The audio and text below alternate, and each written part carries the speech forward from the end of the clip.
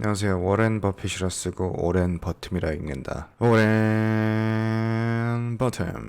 자, 오늘도 어김없이 바이두와 함께 가보도록 하겠습니다. 자, 오늘의 바이두는 아무래도 어닝이 얼마 안 남았기 때문에 지속적인 업데이트가 필요하다고 생각을 했고, 아직 늦지 않았다고 생각하기에 바이두의 세상에 입성하시려고 갈팡질팡하고 계신 분들을 위해서 딱 간결하게 바이두가 무엇을 하는 회사인지, 바이두의 흑역사와 지금 갑자기 흐름을 타고 상승세를 타기 시작한 이유, 그런 것들을 아주 간략하게 짚어드리겠습니다. 바이두에 관심 가져야 할 이유는 중국의 매서운 성장률이죠. 중국의 1인당 GDP는 이미 한국을 추월했고요. 그럼 바이두가 무엇이냐? 간단하게 말해서 검색 엔진 사이트입니다. 여러분들 잘 아시는 지금 현재 매우 높은 주가를 자랑하는 구글과 같은 회사입니다. 그러면 이미 여러분들은 구글이 어디서부터 이렇게까지 큰지 아시기 때문에 당연히 이것만 들어도 바이두에 충분한 관심을 가질 수 있다고 생각을 해요. 일단 중국의 인구수는 세계에서 최상위권이죠. 근데 바이두가 어떻게 떠오르게 됐냐?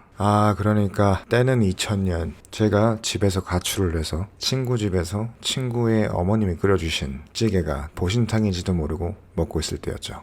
이미 구글이 존재하는 당시에 다른 메이저 포털 사이트들도 많이 있었지만 포털 사이트 최초로 중국어 검색에만 집중을 했기 때문에 이 자체가 삼루 말루 홈런을 때릴 포즈를 취하고 있던 거죠. 바로 그 이후로도 그냥 그저 검색 사이트가 아닌 현재 네이버나 구글처럼 뉴스, 지식인, 뭐 이런 기타 등등의 서비스들이 있죠. 그런 것들을 벤치마킹해서 대성공을 거두게 됩니다. 근데 이게 홈런이 되면서 말루 홈런을 치게 되는 거죠. 자, 그리고 현재는 자율주행 자동차와 AI 분야로 사업을 넓혀가고 있죠. 나중에 말하겠지만 심지어 이제는 반도체까지도 영역을 넓혀가려고 하고 있으면서 돈 되는 것들은 이제 최대한 다 할 것 같은 생각이 들어요. 2018년부터 이제 최근까지 이슈화된 자율주행 자동차 플랫폼으로 유명한 아폴로, 이 바이두 자율주행 AI의 이름입니다. 그리고 이제는 중국의 3대 IT 기업 알리바바와 텐센트 사이의 어깨를 견줄 정도의 3대 기업 중 하나로 됐죠.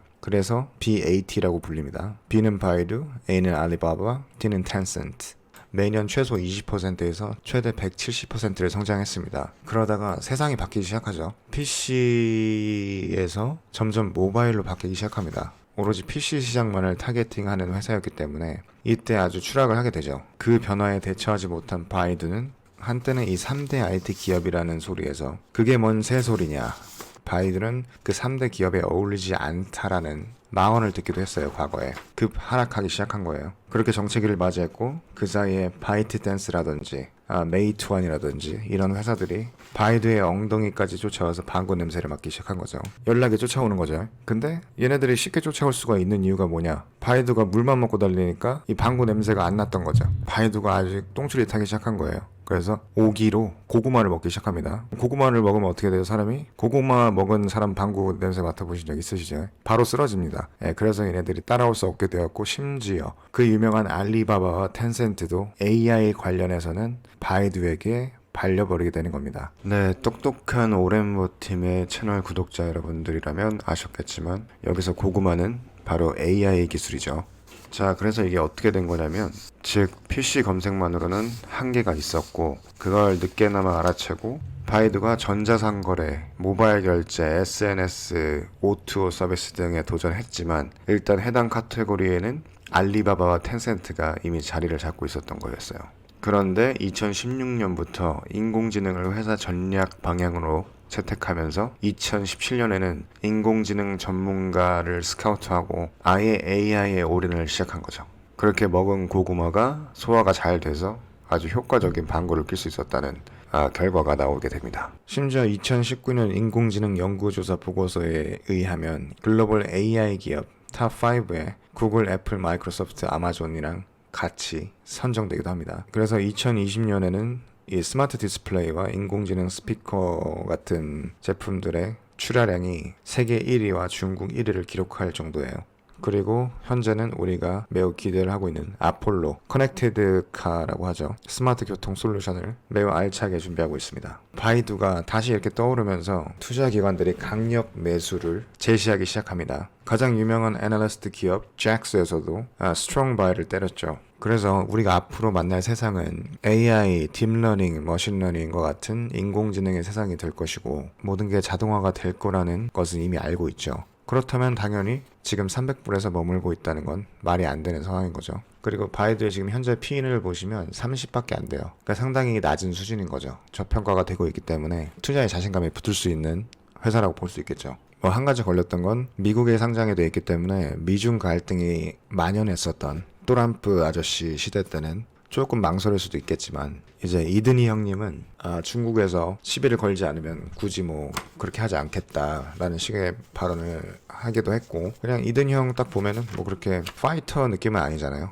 이 트럼프 형님은 America First라고 했죠. 그러니까 따지고 보면 우리가 먼저다, 세계에서 우리가 먼저다. 그 어떤 사람도 자기만 챙기는 사람은 도와주려고 하지 않습니다. 자기가 도움을 받고 싶으면 먼저 베풀어야 됩니다. 그게 세상의 이치고요. 세계에서 가장 강한 나라의 대통령이 매우 유치한 발언이라고 할 수 있겠죠. 근데 이드니 형 같은 경우도 바이 아메리칸이라고 했잖아요. 근데 이거는 미국 경제를 살리기 위해서 바이 아메리칸이라고 한 것이기 때문에 트럼프 형님의 아메리카 퍼스트보다는 조금 더 점잖은 표현이지 않을까 생각을 합니다. 급부상하기 시작한 아폴로 자율주행에 대해서 간단히 또 정보를 드리고 저는 사라지도록 하겠습니다. 전 영상에서 저희가 이미 15,000명을 대상으로 테스트를 했다 그랬죠. 자율주행을. 그 서비스를 이용했던 90% 이상의 사람들이 만족을 했고 다음에 또 이용할 의사가 있다라고 얘기를 했어요. 그리고 이번에는 충칭 쇼핑센터라는 데서 이제 시운영에 돌입하게 됩니다. 이 신광 텐디라는 쇼핑몰에서 이 쇼핑몰을 찾은 소비자들이 이제 자율주행 버스를 체험할 수 있게 되는 거예요. 그러니까 이것은 처음으로 상업적 자율주행 버스를 운행하는 겁니다. 이 버스는 길이가 4.4m고 너비가 2.2m, 높이 2.7m의 미니버스고 최대한 14명이 탑승할 수 있다고 합니다. 운전기사가 필요 없고 버스 내에 설치된 스크린에 노선과 주행 상황이 표시되고 한번 충전하면 100km를 운행할 수 있다고 해요. 거리상으로 일단 짧죠. 이 쇼핑몰과 뭐 이렇게 가까운 곳을 제가 볼 때 운행을 하는 것 같아요. 뭐 서울 시내라고 봤을 때는 서울에서 뭐 버스 한번 타고 가면은 그 거리가 100km는 훨씬 안 되죠. 이 자율주행 버스가 성공적으로 안전하게 운행할 수 있다라는 것을 확인하는 게 관전 포인트라고 볼 수 있죠. 자동차 브레인 시스템이라는 것을 활용한다고 하는데 바이두의 지도 위치 인식 기능이 있고 자체 레이더를 통해서 레벨 4급 자율주행을 할 수 있다고 합니다. 자, 여기서 레벨 4 셀프 드라이빙이라는 거는 여전히 자동차에 계기판, 운전대, 페달 등이 있는 거죠. 그리고 사람이 직접 운전을 해도 되지만 아예 자동으로도 운전이 가능한 차의 레벨을 말하는 거고, 레벨 5 같은 경우는 이제 운전대고 페달이고 뭐고 아무것도 없는 거예요. 그냥 정말 자율주행 자동차인 거죠. 근데 저라면은 레벨 4를 타고 싶네요. 저는 그래도 언제까지나 핸들과 페달 정도는 있었으면 좋겠습니다. 그리고 차체에 라이다, 밀리파 레이더, 초음파 레이더, 카메라 등 센서가 장착되어 있고 도로 조건과 주변 환경을 인식할 수 있고요. 당연히 이 자동차 브레인이라는 게 빠른 분석과 판단을 도와주면서 이 짧은 시간 내에 의사결정을 할 수 있게 해준다는데 사람보다 빠른지는 잘 모르겠어요. 하지만 사람보단 정확할 수 있다고 저는 생각을 해요. 이 버스에 탑승하는 승객한테는 중국 보험사에서 혜택이 제공된다고 합니다. 승객당 약 3억 5천만 원의 보험금을 보장해 주기 때문에 실제 이용하는 사람들의 불안감을 조금 덜어내줄 생각으로 혜택을 제공한다고 합니다. 그리고 아무리 레벨 4의 자율주행 수준이라도 안전을 위해서 한 명의 안전요원이 탑승을 할 거고 이 요원분들께서 실시간으로 행인과 장애물을 확인하면서 감속 커브 정차 등을 제어할 수 있게 한다고 합니다. 그럼 여기서 우리가 예측해 볼 수 있는 건 전혀 안전요원의 감속 커브 정차 제어가 필요가 없었다, 이런 얘기가 나온다고 하면 매우 긍정적으로 아폴로의 성능을 지지하게 될 수가 있는 거겠죠. 그리고 바이두 자체에서도 이제 세미컨덕터 반도체를 투자를 받아서 자회사로 분류를 해서 좀 더 그 반도체 제조에 있어서도 뭔가 확장을 하려고 하는 것 같습니다. 반도체 칩의 부족 상태가 나타나기 시작하면서 앞으로도 없을 거란 보장은 없기 때문에 이 부분을 좀 더 늘려가는 것 같아요. 뿐만 아니라 제 생각에는 AI로 간 이상 웬만한 시장은 다 잡아먹으려고 할 것 같은 그런 생각이 듭니다. 앞으로는 AI 시대가 될 거기 때문에 AI를 지배하는 사람은 당연히 승자가 되겠죠. 그래서 바이두가 이 중국을 제대로 잡고 있는 한은 얼마나 커질지 저도 예상이 불가능할 것 같네요. 거의 2주 전부터 33% 급상승을 하고 있어요. 근데 요즘에는 어닝 결과가 선반영된다는 말이 있어서 어닝 전까지는 매우 올라도 막상 어닝이 돼버리면 떨어진다라고 해서 뭐 그런 불안감도 있긴 한데, 바이두 같은 주식은 장기 투자입니다. 단기 투자를 하셔도 한번 사셨으면 그래도 한 3, 4개월은 지켜보시고 나의 지난 3, 4개월에 대한 투자가 어땠나 이런 걸 이밸류에이션을 하셔서 그런 식으로 투자를 하셔야지 그냥 어닝만 보고 나오겠다 이런 식으로 하시면은 정말 안 돼요. 그런 건 정말 비추합니다. 그러니까 여러분들 공부를 해보시고 현명하게 판단해서 결정을 내리시길 바랄게요.